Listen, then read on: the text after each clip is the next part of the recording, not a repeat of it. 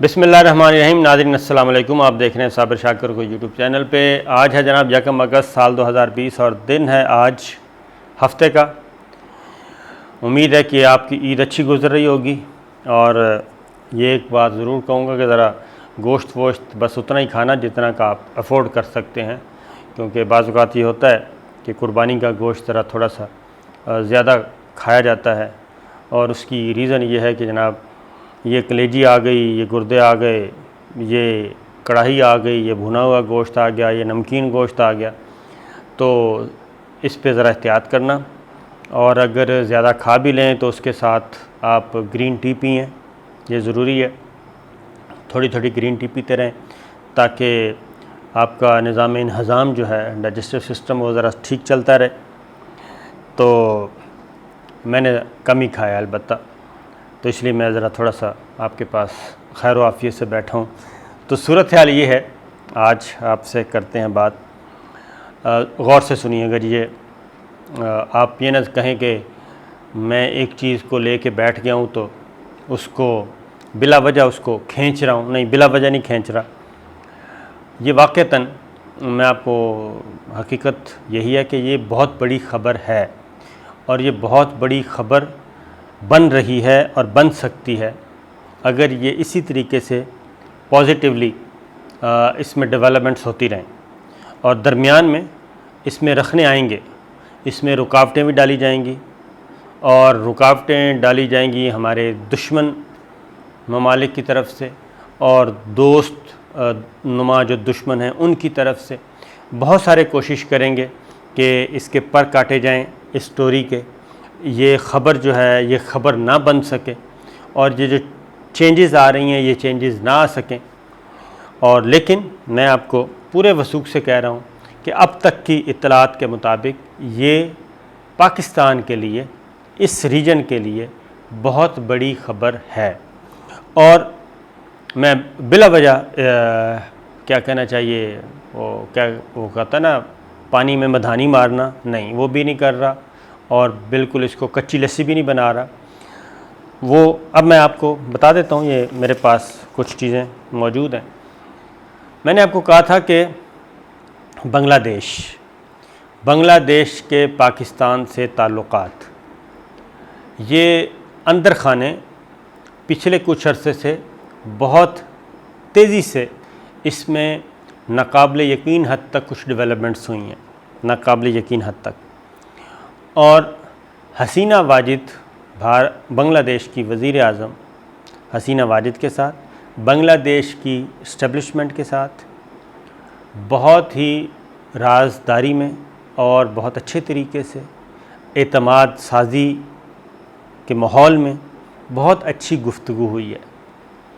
और ये खामोश सफारतकारी के ज़रिए, बिल्कुल खामोश सफारतकारी, साइलेंट डिप्लोमेसी इसे कहूँगा मैं, खामोश सफारतकारी के ज़रिए बहुत अच्छी गुफ्तगू हुई है।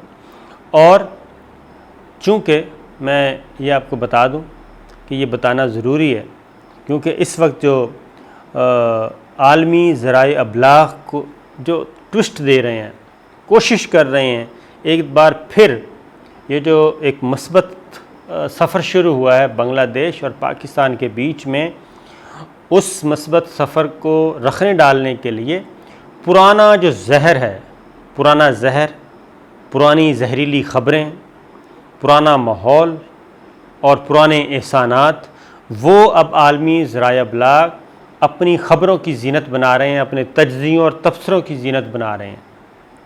इसमें कोई शुबा नहीं है कि पाकिस्तान और बांग्लादेश के दरमियान तलख़ियों की एक लंबी दास्तान है, लेकिन ये तलख़ियाँ पैदा करने में मशरक़ी पाकिस्तान और मगरबी पाकिस्तान के लोगों की इन्वॉल्वमेंट बहुत कम थी। इसमें जलती का तेल का काम किया, पेट्रोल का काम किया, दिया सलाई का काम किया, जिसे तीली लगाना कहते हैं। वो तीली जो लगाई थी वो दिल्ली ने लगाई थी। उसमें रशिया भी शामिल था, उसमें दिल्ली भी शामिल था, उसमें वाशिंगटन भी शामिल था, उसमें यूरोप भी शामिल था। ये सब के सब शामिल थे। और क्योंकि कायद आज़म मोहम्मद अली जिन्ना की लीडरशिप में अल्लाह ताला उनको उनके दर्जात बुलंद करे। यकीनन वो जन्नतुल फिरदौस में होंगे, क्योंकि उनकी वजह से इस वक्त 22 करोड़ मुसलमान पाकिस्तान के और इससे ज़्यादा मुसलमान बांग्लादेश के इस वक्त आज़ाद फ़िज़ाओं में सांस ले रहे हैं, आज़ाद फ़िज़ाओं में सांस ले रहे हैं, अपनी ज़िंदगी अपनी मर्ज़ी के मुताबिक गुजार रहे हैं।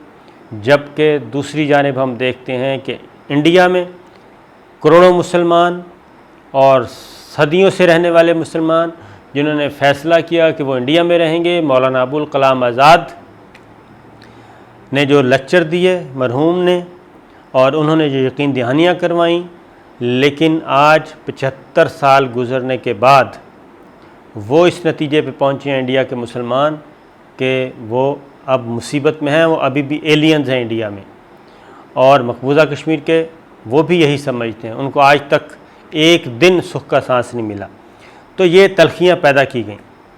लेकिन बहरहाल उसकी रीज़न ये थी कि आप ख़ुद तसव्वुर करें, मैं जो आपको बताने चला हूँ कि बांग्लादेश के अवाम पाकिस्तान के अवाम से बहुत ज़्यादा प्यार करते हैं, आपस में कोई तलखी नहीं है।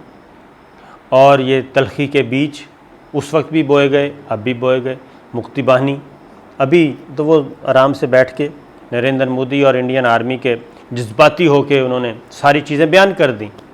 नरेंद्र मोदी बयान कर चुका है, इंडियन आर्मी के लोग बयान कर चुके हैं, इंडियन आर्मी के ऑफिसर्स बयान कर चुके हैं, सोशल मीडिया पे, यूट्यूब पे, हर चैनल पे मौजूद हैं, प्रिंट की सूरत में भी और उसके विजुअल भी मौजूद हैं। ये मटेरियल मौजूद है कि जिसमें वो कह रहे हैं कि हमने किस तरीके से बंगालियों के अंदर ये नफ़रत का बीज बोया और ये हमने 2 टुकड़े किए। और फिर इंदिरा गांधी का वो स्टेटमेंट भी कि हमने 2 कौमी नज़रिए को बहराए क्या नाम है हिंद में गर्क कर दिया है।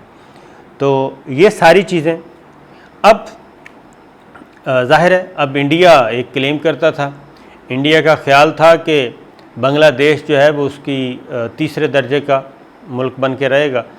इतना अर्सा गुज़र गया, लेकिन अब ये जो खामोश सफारतकारी हुई उसमें बांग्लादेश में ये एहसास पाया जाता है कि पाकिस्तान को और बांग्लादेश को एक दूसरे के करीब आना चाहिए, तलखियाँ ख़त्म करके ताल्लुकात को, पुराने ताल्लुकात को बहाल करना चाहिए। और उसकी शुरुआत हो चुकी हैं, मैं ये कह रहा हूँ शुरुआत हो चुकी हैं।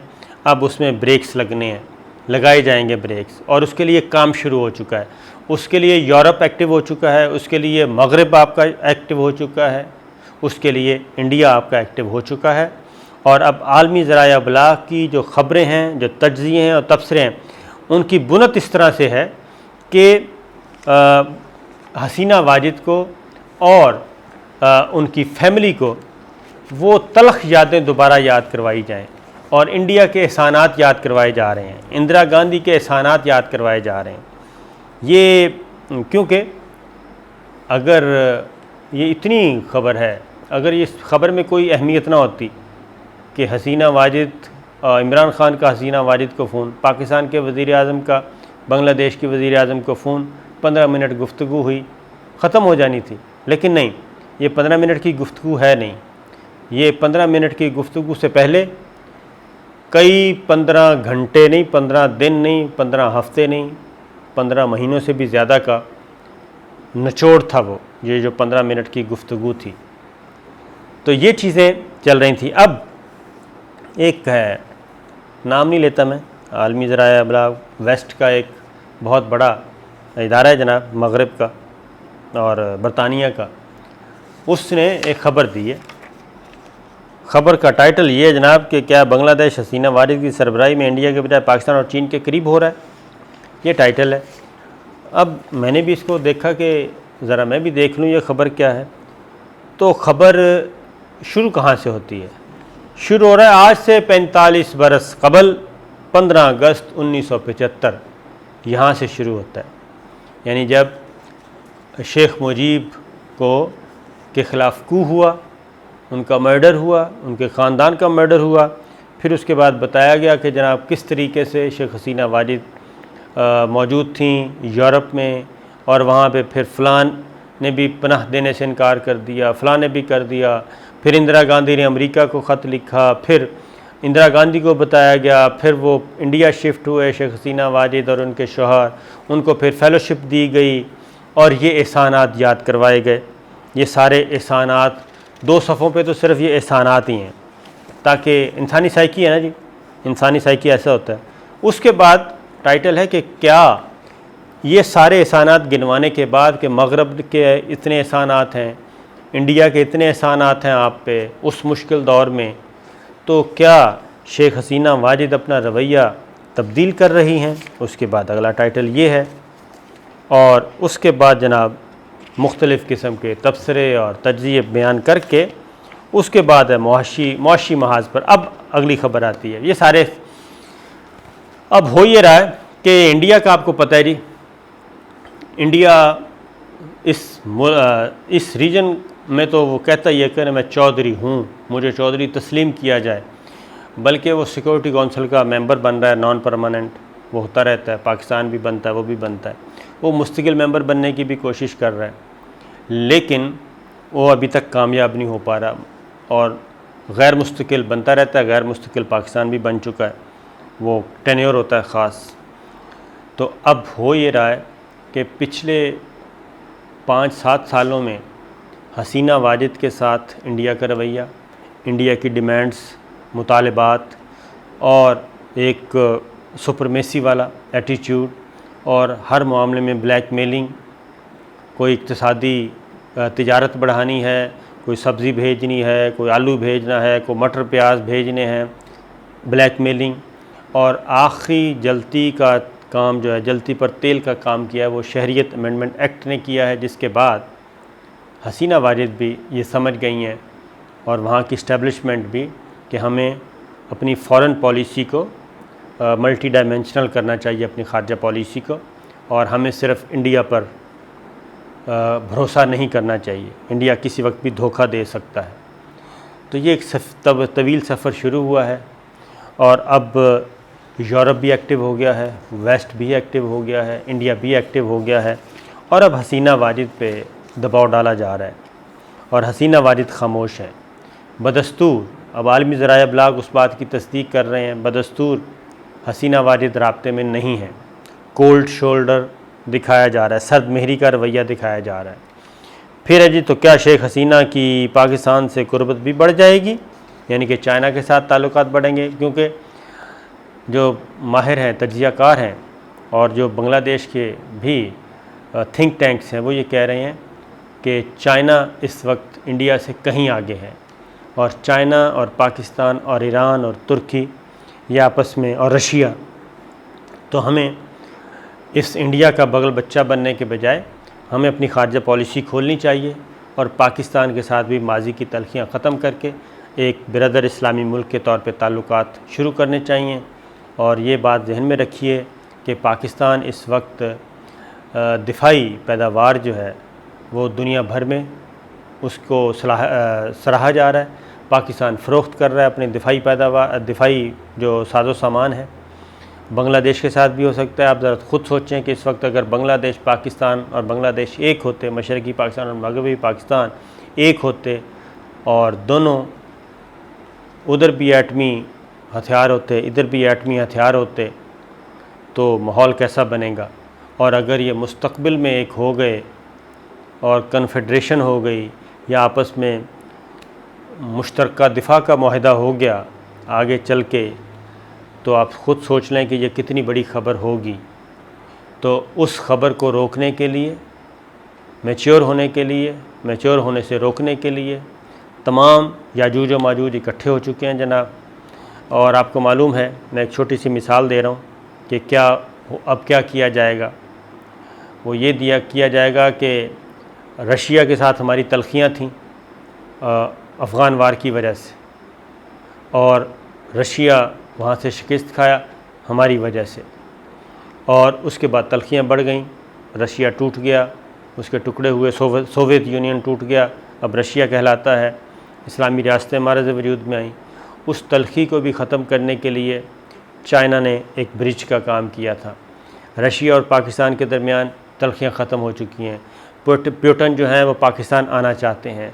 2 दफ़ा उनका विज़िट अनाउंस हुआ। इंडिया ने ये कहकर ब्लैकमेल किया कि अगर आपने पाकिस्तान का विज़िट किया तो हम आपसे अपने दिफाई सौदे जो हैं वो मनसूख कर देंगे। तो ये उधर हो रहा है, अदरवाइज़ भी प्रेशर डाला जाता है। तो अभी तक प्यूटन नहीं आ सके और प्यूटन ने फ़ोन करके पाकिस्तान की लीडरशिप को इन्फॉर्म किया, सिविल को भी और मिलिट्री को भी, दोनों को इन्फॉर्म किया। तो अब हसीना वाजिद को भी रोका जा रहा है, हसीना वाजिद पे भी प्रेशर डाला जा रहा है और वो अभी तक खामोश हैं और चीज़ें देख रही हैं। बांग्लादेश के थिंक टैंक्स भी ये देख रहे हैं। तो जनाब ये थी वो ख़बर, मैंने कहा बता दूं कि दुआ भी करें कि पॉजिटिव चीज़ हो तो पाकिस्तान को भी और इस रीजन को भी फ़ायदा है। इजाज़त दीजिए, अल्लाह हाफ़िज़।